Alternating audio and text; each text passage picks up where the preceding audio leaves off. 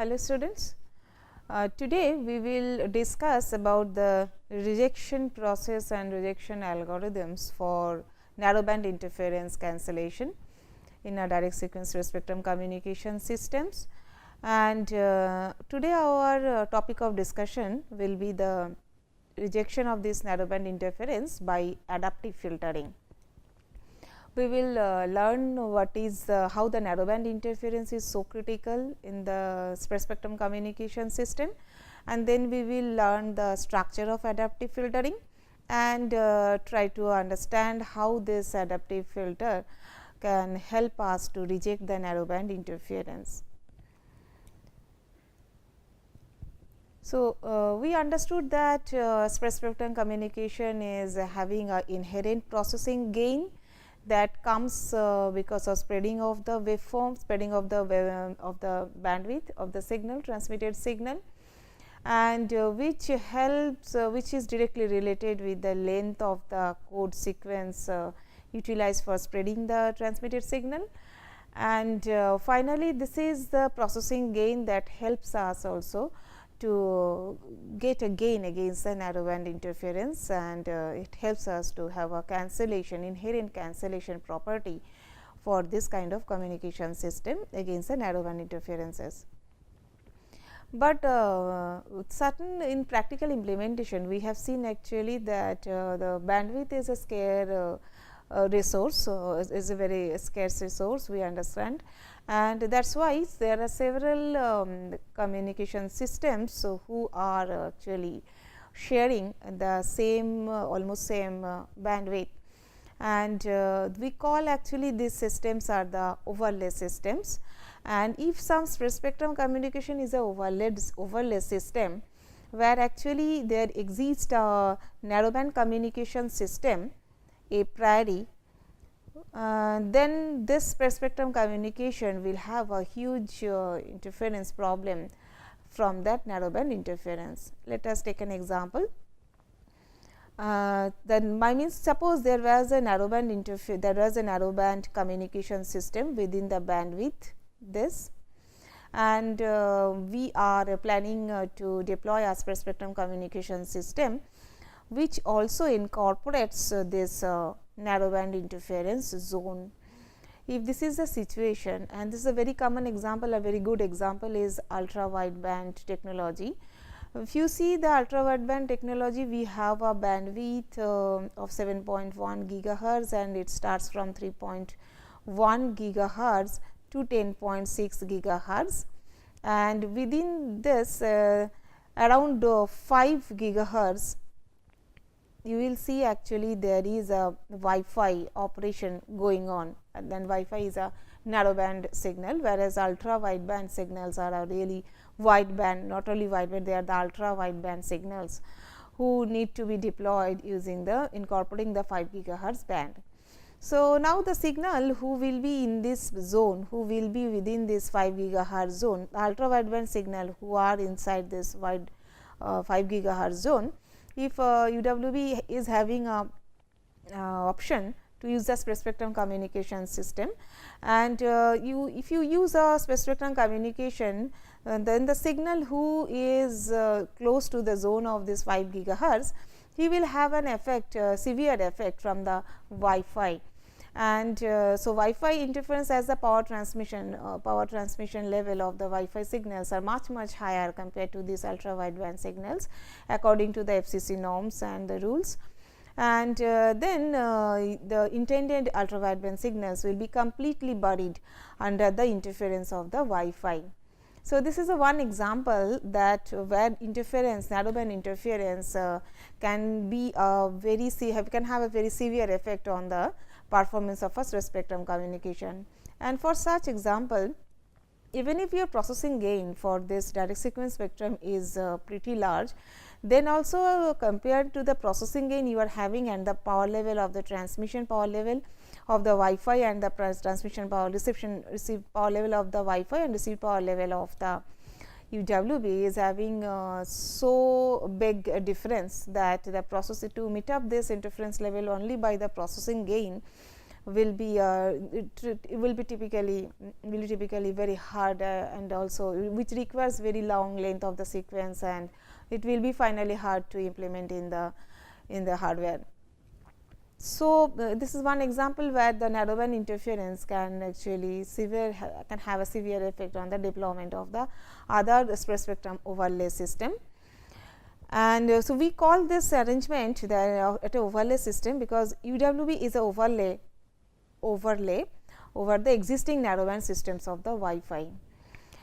Another example is that jamming against the tactical spread spectrum communications. So, that is another instance where the narrowband interference can exceed the natural resistance power of a spread spectrum communication. That means, the power of the interference is much higher than the processing gain achievable by the spread spectrum communication system. And that is why in both the situations, the example 1 and example 2, you will have a severe effect from the narrowband interferences on the intended spread spectrum communications. So, there are wide variety of techniques. So, it is important first of all to understand that cancellation of narrowband interference is a very critical issue in the spread spectrum communication. We should not only rely on the processing gain and the inherent capacity of spread spectrum communication, which is actually coming from the processing gain to cancel out the narrowband interference. We have to develop some technique to cancel the interference inside the receiver architecture. In context of that, there are wide variety of the techniques available that supplement the inherent ability of this interference cancellation, narrowband interference cancellation, and frankly speaking, all these techniques usually they exploit the disparity between the spectral disparity between the narrowband signal and the wideband signal and the spread spectrum wideband signal.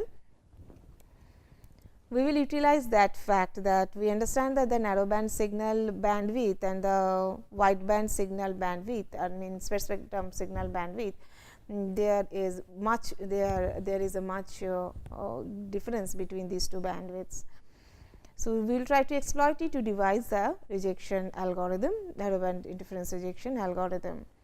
The most useful methods that we discussed here is the time domain adaptive filtering, the transform domain processing, the nonlinear filtering or the code-aided techniques.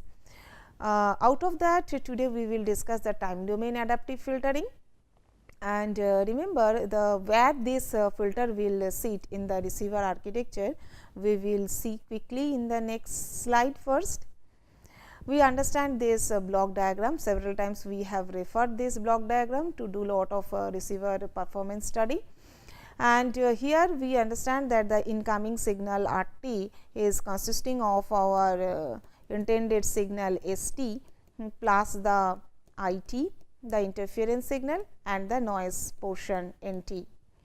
So, after the synchronization device multiplied with this incoming signal, you are down to the baseband where the match filter is operated, and after that the sampler is sampling at the chip rate.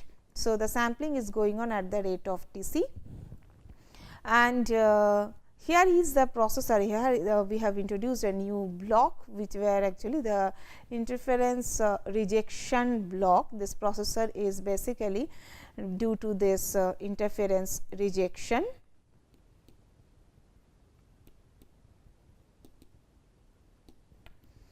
And the output of this interference rejection block is fed to the displayer, and the decision device is they are connected on. Earlier we did not show this block, we have done the whole receiver architecture, studied receiver architecture by directly connecting the output of the sampler to the input of the displayer. So, here comes the interference rejection filter.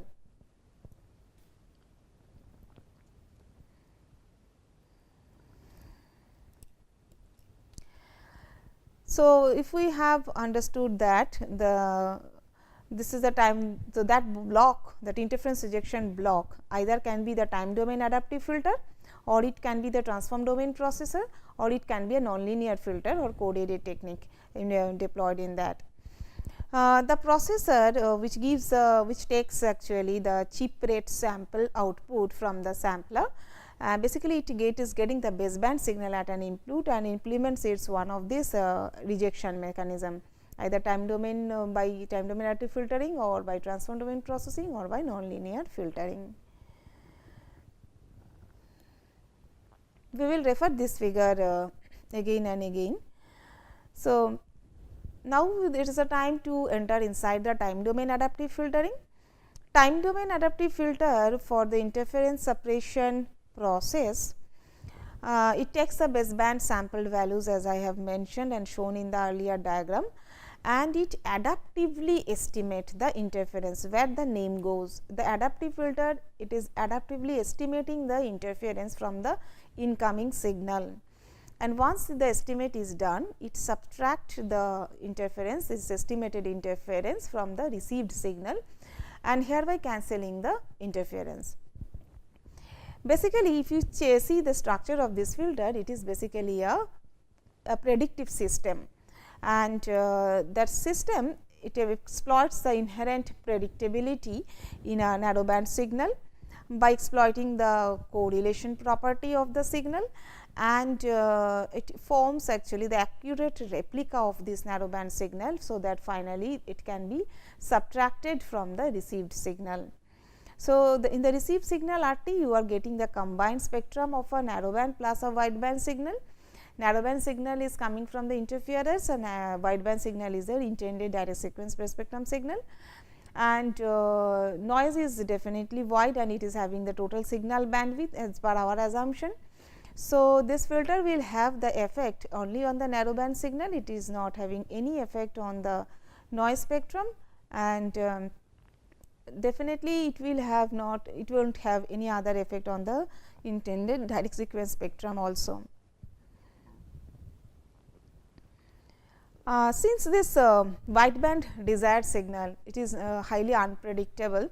So, it does not significantly impede on the prediction of this narrowband signal. So, it is a completely unpredictable one, that is why. So, if I use that adaptive filter, so then the figure that we have shown in the last here, the filter that I have told earlier that it will be replacing this processor, basically we will have the form look like this. So, this is the whole processor to me. Now, the processor will be this whole. Okay. In the figure 1, the processor means here the filter as well as the weight control. Please please notice here that the filter is taking an input not only from the input samples, he is also taking from the previous filtered output to do the prediction and to control the weight, to predict the weight to be adjusted for the newly entered received symbols. So, the filter is taking the present as well as the past values, and then it is proceeding for the filter proceeding for the interference cancellation option. Remember, if we are having this adaptive filter can have actually several kind of the architecture. If it is two-sided, and then we call it is and it is symmetric in that sense, then we will call it a two-sided adaptive transversal filter, and the structure of such transversal filter will look like this, like figure 3, where there is a central point, and the filter is having a mirror image on both the side, and this is a transversal filter. The way you see the weight vectors, 1 is also actually mirror reflected as weight vector -1. So, you are having the coefficients, weight coefficients going from -n to +n, I mean 2n number of the weights you are having and you will be dealing with. We will come in details later on.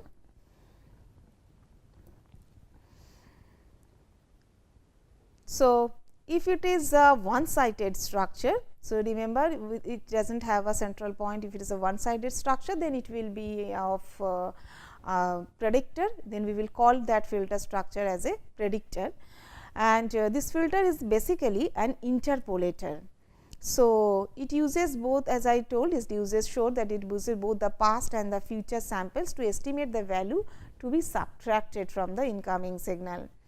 So, this adaptive algorithm that will be implemented inside, that adaptive algorithm will be basically to give the adaptive weights. So, it is a algorithm is basically a weight control mechanism, nothing but a weight control mechanism, and this is designed to adjust the weights in such a way. This is very important that you have designed this algorithm, this weight control mechanism in such a way that the weights are adjusted in such a way that the total power of the filter should be minimized. So, the target, the objective function over which actually the algorithm runs is to minimize the filter output power. The direct sequence components of these tap outputs, which are delayed by the integer multiple of this chip duration, will be largely uncorrelated, as we understand. So, see that direct sequence components, so filter means we are having the several taps, and the direct sequence components that are coming as an input, we actually basically inside the RT we are having the direct sequence components and we are having the narrowband interfering components. See these direct sequence components who are delayed by the chip. So, one chip to the next chip inside the direct sequence components, you will not find any correlation to them. The samples are uncorrelated to each other, but the narrowband interference, so the narrowband signal, they are heavily correlated. So, the tap output that you are able to see here with the with the typical chip delays, then you will be able to see that they are largely uncorrelated with each other. But the narrowband interference components, as they are heavily correlated, so filter will work on this fact that he will try to find out the correlated samples and subtract those correlated samples from the uncorrelated, from the total one, to find out the, so that you are left with the uncorrelated samples. So, filter targets to estimate the correlated samples and then subtract it from the total received samples to get with to stay with the uncorrelated samples. So, that is the main idea, and so hence the interference is cancelled by estimating the correlated samples and subtracting it from the total input signal. And by that method, actually once we are doing this, we are not touching any property of this direct sequence signal, which is the desired one, and hence this became actually this remains largely unaffected in the whole analysis. This is the structure. All the taps are, the filter taps are delayed by the chip. All the filter taps are weighted. The output of the each and every filter taps, they are multiplied with some weight. We are having total 2n number of the taps and 2n number of the weight vectors, and they are summed up such a way that so that you get the total output power of the filter, such a way that the total power of the filtered output will be minimized. So, the filter will have how many taps now, that you are having n plus n, 2n taps plus 1. So, 2n plus 1 number of the taps, where the central point is never controlled, this is not weight controlled. And if I write the input vector to that filter to be x k, where x k will be having 2n number of the samples, the corresponding weight vectors will move from w of minus n k say to w n k, and where t transpose nothing but the transpose in both the cases, and the central tap output, that is denoted by d in the last figure. Yeah, in the last figure we have denoted the central tap as a d. It is excluded, this d is excluded from our expression x k, and since this coherent demodulation is going on a priori to this filter architecture, I mean to say that at the input of this filter we have seen that this is coming from this input to the filter is basically coming from the sampler, and before the sampler some synchronous modulation. The match filter was there, and prior to the match filter we had the synchronous the synchronizer, who were actually the RT was fed, and here our e to the power j 2 pi f c that frequency was coming to bring it down. So, it is a synchronous there is a synchronous modulation. If I think that some synchronous modulation is going on a priori, and then we can definitely think of the fact that if the synchronous modulation is going on at a priori, then the symmetric then all the components that the x k and w k that we are concerned here, they are all the real valued components, because at the end of the modulation, synchronous modulation, you won't get any, you will be left only with the real valued component valued samples, and both are the both the samples that you are dealing with here. That is why actually we are keeping it, considering that all the x k and all the correlation functions, everything they are of real valued only. The symmetric correlation matrix, if we are now defining by R x x, that will be given specially by the expected value of x and x transpose, and the cross correlation vector will be definitely given by the expected values of the x with the d, because this d is not included inside this vector, the input vector. That is the definition of ours. One is the symmetric correlation matrix, another is the cross correlation vector. Remember one thing, this optimal weight vector, the target is to find out the optimal weight vector, what should be the optimal value of the weight. So, optimal weight vector will be such, the way the finding of this optimal weight vector will be simply found out by the multiplication of this R x x inverse with the R x x d, that means correlation of the, that means the multiplication of these two matrices, the symmetric correlation as well as the cross correlation vector, and where actually we are trying to find out. And this relation that it will give the optimal weight, that there is a fundamental proof of it, and we get this proof by this Wiener-Hoff equation. And once actually this optimal weight vector is found, the least mean square error algorithm, by applying the least mean square error algorithm, we can form a recurring relation between the kth value of the weight with the k minus 1 the last instant value of this weight, which is basically the current value of the weight is the last value of the weight plus a factor given by the mu epsilon k and x k, where remember this epsilon k is basically the estimation error vector, which is nothing where y k is my output of the filter. So, filter output and the central portion, that difference you are trying to find out, and this is the estimation vector, estimation error. And once this is the estimation error, then you are trying to find out this W transpose k and x k. This is the filter output given by. So, mu is the adaptation constant, which controls the rate of the convergence of the algorithm, and it is selected. So, multiplied by this adaptation constant, your error vector and the current value of the input and of the input vector. This is controlling the choice of this second portion of the equation, and finally adding up that factor with the old weight vector, you are getting the current weight vector. So, the way this is a list mean square, the weight vector is done in such a way that you are choosing the least value of the mean square errors of the mean square error of the estimation, and then the output of this adaptive filter that you are getting with by adjusting this adjusting this new weight vectors, we do the filtration of the incoming signal, and then we apply the filtered signal to the displacer.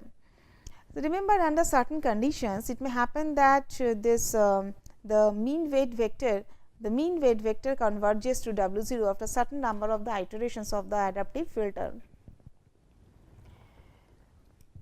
So, if it is assured that W will be is equal to W0, I mean you are converging, then a straightforward analysis can be indicated that the adaptive transversal filter will provide a substantial suppression of this narrowband interference. So, this is the target where actually you have to reach by adjusting the mu and checking the value of the epsilon k to be minimized as minimum as possible, and with a reasonable time of the convergence such that actually you can suppress the narrowband interference reasonably. This interference suppression though increases if you increase the number of the taps, but sometimes it always incomplete also if the interference has a non-zero bandwidth, because we understand that a finite impulse response filter can only place a finite number of the zeros in the frequency domain.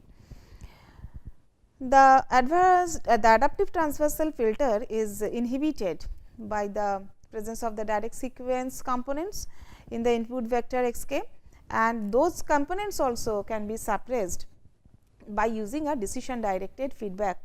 This decision directed feedback is shown in the next slide. So, what we are trying to do here is the decision directed adaptive filter is the next stage of whatever we have seen in the figure number 3. Here the input samples with the bit delays, they are fed in the adder, and basically the symbols that were already that are already obtained at the output of a decision device, our decision device already they are brought, and with a delay of actually with a weight adjusted with them by the eta and also the spreading code with a delay of the processing gain g or with a delay of the length of the actual spreading code utilized, they are actually regenerated. Suppose this is another spread signal that you have got now, and input samples are also obtained here, and if we are having some additions here, and then that signal is fed to the adaptive filter. So, one level of the rejection of the interference is possible, and the final refinement is done by the adaptive filter itself, and again this guy is fed to the output of this adder is fed to the dispreader. So, in these cases the previously detected symbols which are remodulated once again, which remodulate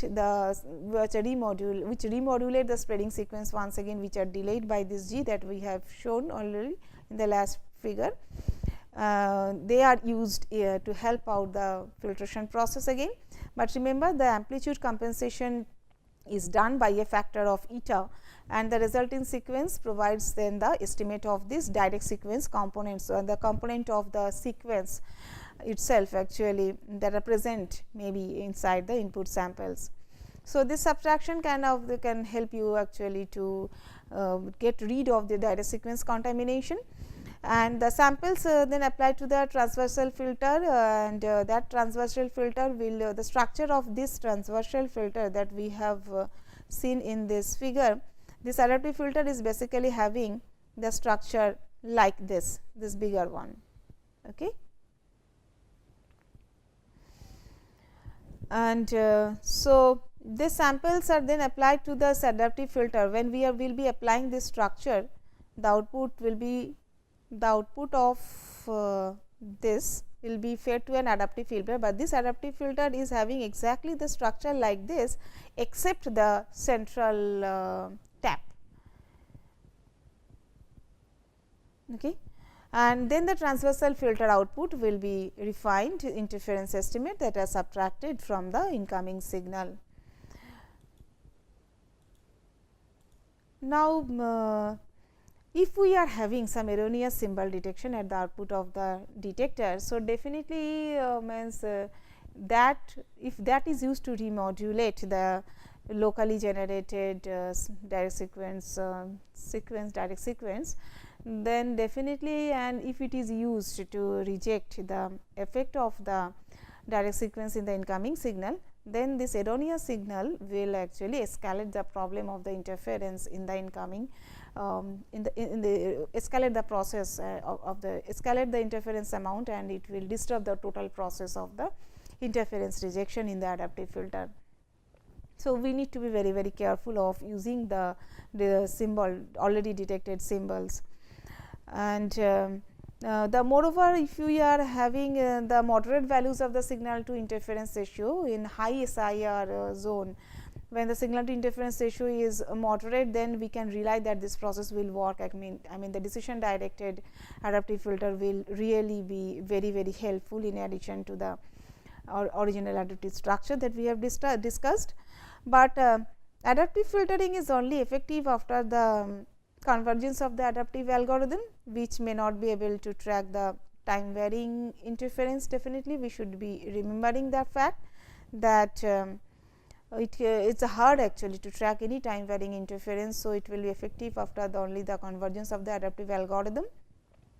And in contrast, actually the other one which we understand as a transform domain processing, that we will discuss that we may discuss actually sometimes later, that will suppress the interference almost instantaneously.